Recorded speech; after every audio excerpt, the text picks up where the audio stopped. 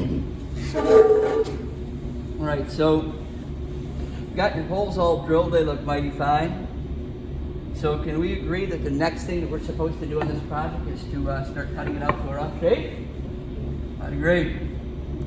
So we're going to use a small square over here, and we're going to draw 2 sets of relief cut lines on this.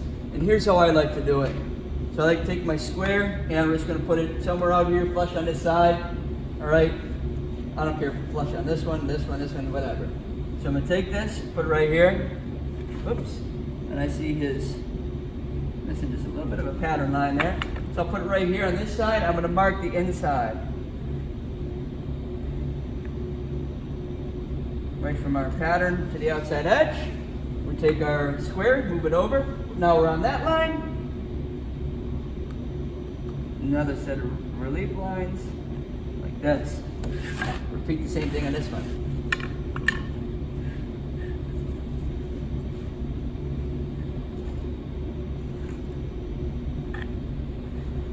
Put down. Now, do you guys know what type of saw we're going to use for this? What's this thing called? It is called a bandsaw. And do you guys know how the bandsaw works? Why is it called a bandsaw? Does anybody know? Go ahead, Craig. Oh, so he says, does it go back and forth? So that's a scroll saw. So a bandsaw and a scroll saw are similar, but they're a little bit different. A scroll saw is usually for smaller pieces of wood and tighter curves, really tight curves with a really small blade. A bandsaw just goes in a continuous motion because the blade is a band and it keeps going like this in this circle, forcing the wood down into here. So the bandsaw cuts much faster than a scroll saw, but it cuts a slighter curve rather than a tighter curve, which for this project is no big deal because there's really no tight curves on this, is there? The only tight curves we already drilled out. So with this machine here, the bandsaw, it's a nice, perfect saw for this project, and it does cut very fast, right? So it's very efficient, so we need to really take our time. Now, if we take our time when we cut, and we leave our lines, okay, we can use another new sander, a disc sander, when we go ahead and sand this down. But if we start cutting into our lines and taking our lines, all right, then we probably can't because we have nowhere to aim to. So I'm going to show you guys a couple of tips and tricks with this here, right? When we cut with the bandsaw, we always want to leave our line on our project. Not only do we want to leave our line, but we want to stay a blades width apart. Now here's the beautiful part about the bandsaw. If you see yourself starting to get really close to your line, should you just keep going and power through the cut? What do you think you should do? Reset. Yeah, back out a little bit and reset. All right? So I'm going to show you how to cut one of these lines up here. We're going to go ahead and we're going to turn this on. When we cut this, we'll use 2 hands and we're going to keep them out of the path of the tool, okay? So we want to have them on both sides.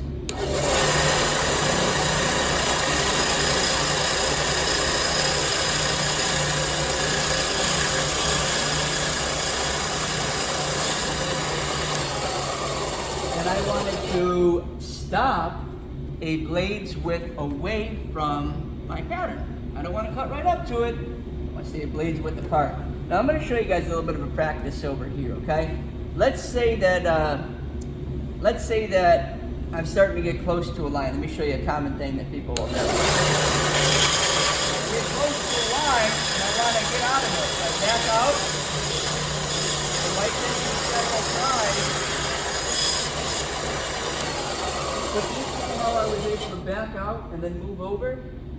It might take you a couple tries. You might have to back out, go in a little bit, back out, go in a little bit, back out, go in a little bit. Don't keep going. That's the Achilles heel, all right? And that's what's going to happen to a lot of you guys, all right? When you start going into a line and you start hitting that line, even though you back out, what does that blade want to do, you think?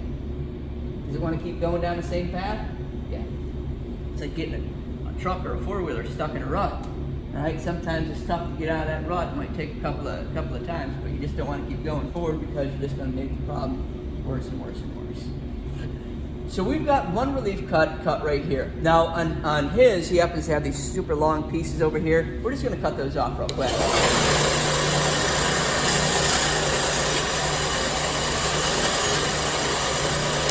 We don't need those. Now it's very tempting for us to reach in there while the blade's still going and get those pieces out. And I'm going to recommend that you just have a small little scrap piece and we take them off. That way we don't hit the blade. The next thing that we are going to do is we're going to cut from the outside right here into this first cut. And I'm going to show you. Watch how slow I go. You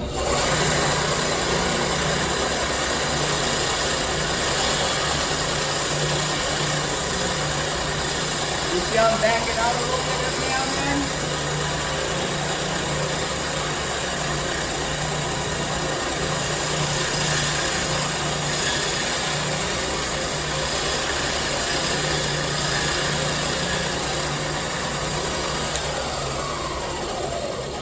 So what do you still see on that project?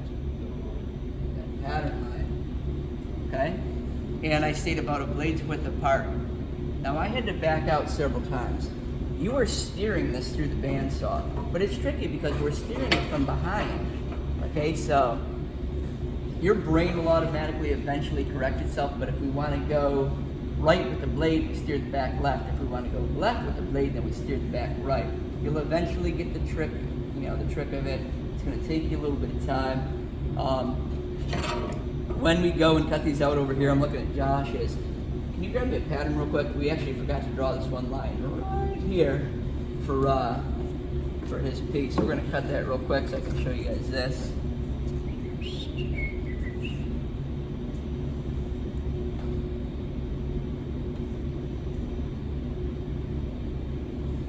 Alright, so I've got my line drawn right here. And watch this. I want to leave that line on my project, so I'm going to leave the blade to the other side.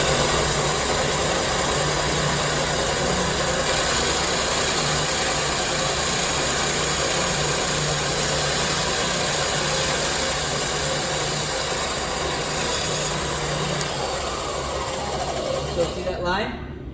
So now we have some place to file it down to later. I'm going to let Josh try this one over here. Oops, I think I hit that. So why don't you go ahead and sit down. And did you see, your guys' eyesight might be better sometimes. Did you see how I kind of got a little bit up close and personal? Now Josh, do you see that line right there? You want to line that line right up with that blade in there. Can you kind of like visualize down through there? And we want to keep the line to the left side of that blade. So I'll go ahead and I'll turn it on here real quick for you. And remember, you want to go slow. Pretty close to it. I don't want to be that close to it.